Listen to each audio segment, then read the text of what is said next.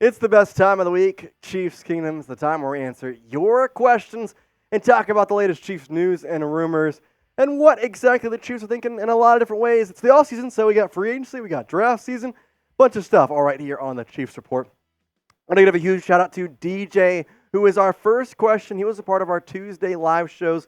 We're live at 3 p.m. Central Time, 4 p.m. Eastern Time. Every single Tuesday, make sure you're hitting us up. And DJ, he got a part of our actual raffle entry. We're giving away a Patrick Mahomes Super Bowl jersey on our live shows. He got 6 entries for a $40 super chat. He's a legend. And his question is, what is your opinion on edge Dallas Turner from Alabama? I think he's great. I think he is definitely the best edge rusher in the draft. There's some concerns I have with him with size. He just doesn't really fit the mold of an NFL-type edge rusher in some aspects. But at the same time, I still think he's the best one. I think he's going to mold into probably one of the best edge rushers in the NFL, probably in 2, 3, 4 years. I don't think the Chiefs need him, and he's going to be taken by the time the Chiefs get there anyway. So if you want to relate that back to the Chiefs content-wise, he's great. I think that he would be awesome for the Chiefs to have, but ultimately you have Charles Omenihu, George Karlaftis, and Felix Anudike-Uzomah. You're pretty good on your edge rushers right there, along with, if you want to add in the linebackers of Nick Bolton and Drew Tranquill, if you re-sign him back. So I think you're pretty good in that aspect. Jen Rockefeller comes in with a question saying, Omenihu is injured and may not be quite ready to start next season, which would leave Karlaftis a starter. How does Felix Anudike-Uzomah fit in, or does he? I like the question, Jan, because you are exactly right. Obviously, Omenihu's injury, he's not going to be able to play, probably I would almost say a similar situation to this year. He had the 6-game suspension to start off this year, didn't play those games. I think it may be a similar type way if he misses the first 6 games. Obviously, Karlaftis is the starter, and then it just depends on what the Chiefs do behind that. So Mike Dana was the starter at the edge before Omenihu was back, and he honestly was the starter over Omenihu for the majority of the back half of the year, too. They more or less split time, but Dana was the starter. Obviously, if they don't re-sign Dana, then in that case, then Omenihu would become the starter.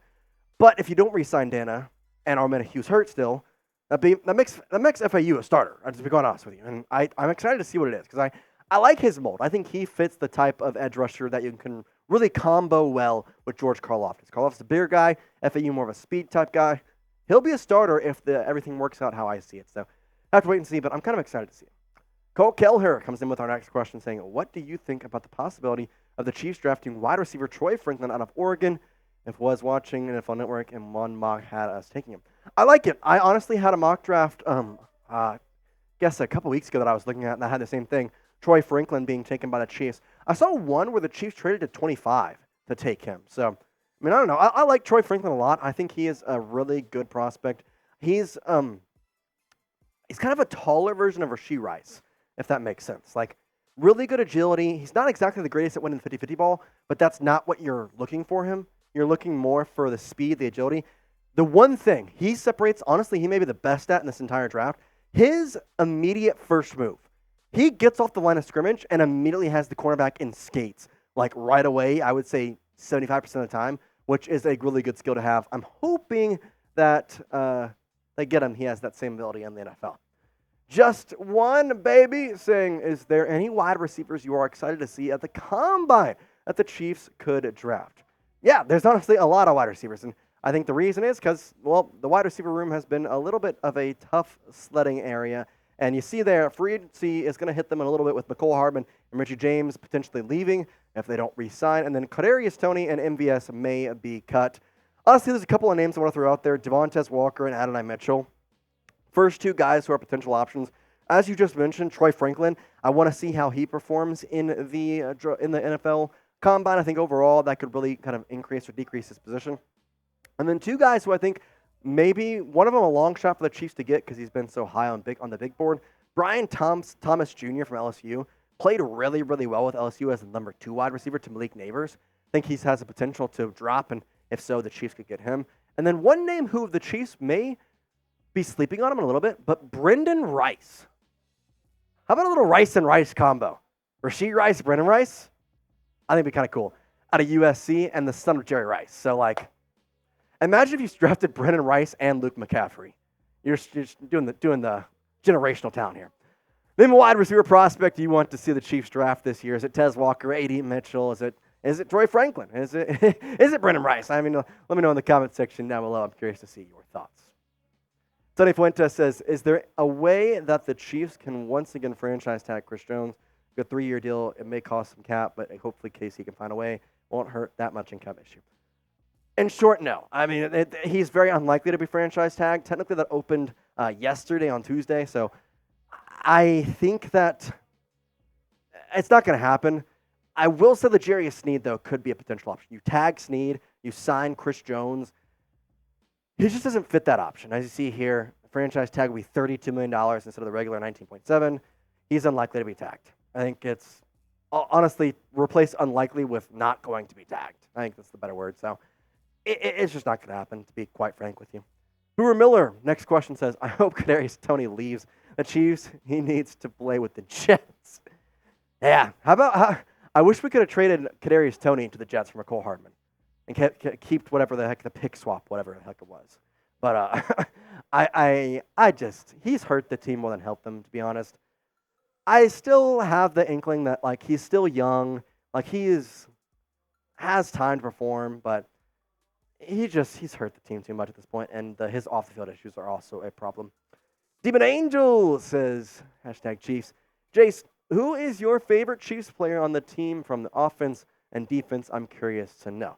Offense is definitely Rashee Rice. He's kind of come to my heart, and just kind of, obviously this would be my first year with Chat Sports, getting to watch him grow, and in some ways kind of, same way. His first year with the Chiefs, my first year with the Chiefs. It was kind of nice to get that. Close second, though, is Pop.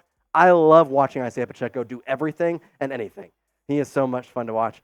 Defense, it may be Drew Tranquil. I know he's technically a free agent, but his speech at the parade talking about the opponents and then proceeding to say the quote that he said will go down in infamy. I forget the exact thing. It was like, T. Swift and the boys went and got Big Red T. Swift and the boys went and got him. That was the quote. Big Red T. Swift and the boys came and got him. I love you, Drew Tranquil. I love you. Speaking of which, we're the only team who can say this in the last 20 years, back-to-back in the NFL. Get in the comments, spam B2B, because, listen, guess what? You know the last team that could do that? That'd be the 03-04 New England Patriots. Yeah, I want to put that in the comments, back-to-back for the first time in 20 years in the NFL. Type B2B. I want to see all those in the comment section of today's video.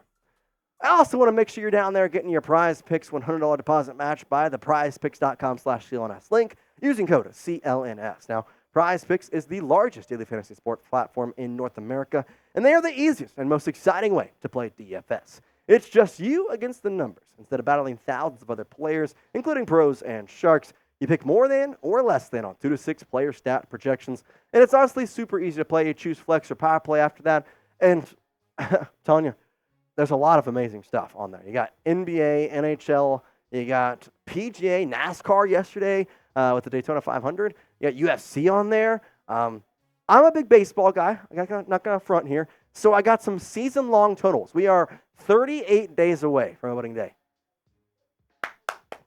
Spring training happens in a couple days, by the way. Shohei Ohtani, I'm going the more on his home runs. He got paid $1 billion, it seems like. So, yeah, I'm going to go with more there on 40 home runs. Juan Soto, more than 35.5 on his home runs. He plays in a Little League park at Yankee Stadium. He's going to hit that. Bobby Witt Jr., the big contract with the Royals. I'm going more on his hits. 170 seems like a good amount, so I think he'll get there. And then Adolis Garcia, yeah, he's going to pimp 20, and then he'll hit 20 others. So I'm going with the over rather than more on Adolis Garcia. Testing my skills on Prize Picks this past NFL season was the most exciting way that I've had to play daily fantasy sports. And if you have the skills, you can turn $10 into $250 with just a few taps. Also, Prize Picks has weekly promotions as well. You go check out like Taco Tuesday. They discount select player projections up to 25%. Once again, quick withdrawals, easy gameplay, and an enormous selection of players and stat types. That's what makes Prize Picks the #1 daily fantasy sports app. Go to prizepicks.com/CLNS and use the code CLNS for a first deposit match of up to $100. That link will be in the comments and the description of this video. All right. Shad Jameson says, do you see Wanya Morris being the starting left tackle this season? Yes, I think he does. I don't think they're going to re-sign Donovan Smith. The only thing I do see is maybe taking a guard or a tackle a little higher and potentially making them the starting tackle. I know that they like Wanya Morris though, and that's kind of why I see the Chiefs more or less going with a guard later in the draft, maybe a tackle later in the draft, just for the simple fact that if you like Wanya Morris and you got to see him for only a couple games this year, I feel like you got to give him a free shot. The guy out of Oklahoma too, so I mean he's faced some pretty good prospects in the Big 12, facing against some defensive linemen. So I think Wanya has some good ties, and hopefully he gets a shot with the Chiefs next year. I think he'll be the starter. Super Sam saying, has your confidence wavered at all in signing Jones or Sneed in the past couple of weeks? Jones, I don't know if my confidence was ever too high, but I don't think it's ever gone too low. Sneed, in some ways, yes. Now, the reason behind this is he went on Up and Adams last week after the Super Bowl and was talking about his contract situation with the Chiefs. And he said that he would like to be back in KC, but he also wants to get paid, and that it's a business, and it's going to go how it's going to go. He can't change it. Now, Kay Adams did give him a second to basically say, okay, if you had a message to Brett Veach, what would you say? And he sat there and said, pay me, please pay me. So he wants to play with the Chiefs, but I think he's also making sure that he gets his dividends, which he deserves. I mean, he's been, I think, the best cornerback in the NFL last year. So I hope he gets paid. I hope it's with the Chiefs, but I'm a little less confident on them re-signing him in the next year. So we'll have to see. DJ saying, trade for Cooper Kupp. I like it. I think it could work. You'd probably trade draft picks, though. I think I'd rather take a younger guy just because if you kind of go a lot of things here, I want more of a younger type thing. The Bright Wolf saying, draft Lad McConkey. Yeah, I knew this one was coming from Bright Wolf. Good prospect. I think he's a little bit underrated, but he's kind of in the area of no man's land for the Chiefs. 32 to 64 is their picks. He's right in the middle of that. So you either give up draft capital, go up, or go back. So I don't really know how that would work, but I do think he's definitely good. Tony Fuentes comes in with saying, Jason, Sam, what's your biggest mock draft targets? I'll go mine first. I'm going to let Sam chime in on this because he's here with us today. So may as well let him. But honestly, my biggest one is probably A.D. Mitchell and Troy Franklin. Those are my top two. Sam, do you have any guy that you're looking for? I think wide receiver, and I think if you're looking at potentially losing L'Jarius Sneed, there's a deep class of cornerbacks this year that you can target. Deep class of offensive linemen, too, if you think Lucas Niang or Jawan Taylor is not that answer after all at right tackle. That's true. I think the definite 4 draft topics are wide receiver, interior defensive lineman, cornerback, and to some extent a lineman, offensive lineman. So, Carl Bailey, next question says, will the draft be the deciding factor in keeping Stone Cold in 95? No, they're not really affected. I think that obviously it's after the free agency season in some ways. So I think that by that point we'll probably have our answer on if the Chiefs have Chris Jones or not. But we'll have to see. I think obviously a good draft will help, but that doesn't matter because it's probably gonna happen before then. Jolly Rancher Kid, what's up, man? Says Jace, who is your top wide receiver for the Chiefs to get this offseason?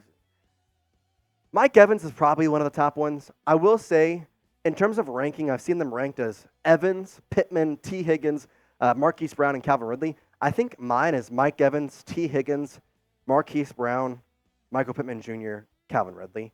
I think Calvin Ridley, though, for the price is probably the best option. I'm also high on Curtis Samuel from the Washington Commanders.